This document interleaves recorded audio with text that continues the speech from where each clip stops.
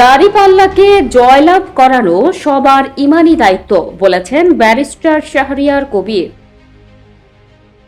Supreme কোর্টের আইনজীবী barrister ASM Shahriar Kabir বলেছেন, সবার ইমানি দায়িত্ব দাড়িপাল্লাকে জয়ী করা। তার ভাষায়, এই জয়লাভের মাধ্যমে আল্লাহকে খুশি করা যাবে এবং কিয়ামতের দিন এর জবাব দেওয়া যাবে। রাতে নওগাঁ পৌরসভার আরজি নওগাঁ বিদ্যালয় মাঠে বাংলাদেশ জামায়াতে ইসলামী নির্বাচনী সভায় প্রধান আলোচকের বক্তব্যে এসব কথা বলেন এএসএম শাহরিয়ার কবির। বক্তব্যে তিনি বলেন, সবার ইমানি দায়িত্ব দাড়িপাল্লাকে জয়লাভ করানো। দাড়িপাল্লায় যদি ভোট না দেয়, কিয়ামতের দিন কি উত্তর দেবেন?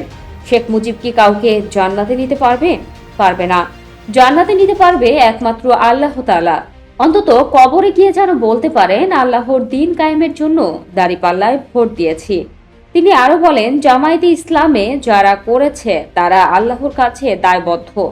আমরা দিন কায়েম করব, দিনের পথে চলব, এমন প্রত্যয় ব্যক্ত করেন তিনি। ভোটকে আমানত উল্লেখ করে শাহরিয়ার কবির বলেন, যে ব্যক্তি ভোট পেয়ে দেশের জন্য কাজ করে না, সে আমানতের খেয়ানতকারী। তার ভাষায়, দাড়িপাল্লা ইনসাফের প্রতীক। আমরা সবসময় ন্যায় ও সৎ ব্যক্তির পক্ষে। তিনি বলেন, জামায়াত ইসলামী মনোনীত প্রার্থীরা গদিতে বসার জন্য নয়, বরং দেশের সেবক হিসেবে কাজ করার জন্য লক্ষ্য নিয়ে নির্বাচনে অংশ নিচ্ছেন।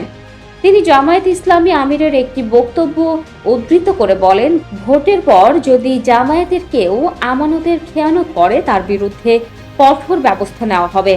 এমন কথা অন্য কোনো দলের নেতা বলেনি।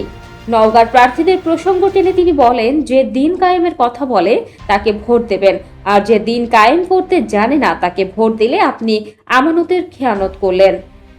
রাজনৈতিক প্রসঙ্গে শাহরিয়ার কবির বলেন, আগের সময় জিয়াউর রহমান ও খালেদা জিয়ার বিএনপি আর বর্তমান বিএনপি এক নয়। ভবিষ্যৎ বাংলাদেশে চোরাকারবারি, চাঁদাবাজ ও অসৎ লোকদের হাতে ক্ষমতা দেওয়া হবে না বলে মন্তব্য করেন তিনি। তিনি বলেন, কেউ ভোট চুরি করতে এলে প্রতিহত করতে হবে। নিজে চুরি করা যাবে না, কাউকেও করতে দেওয়া যাবে না।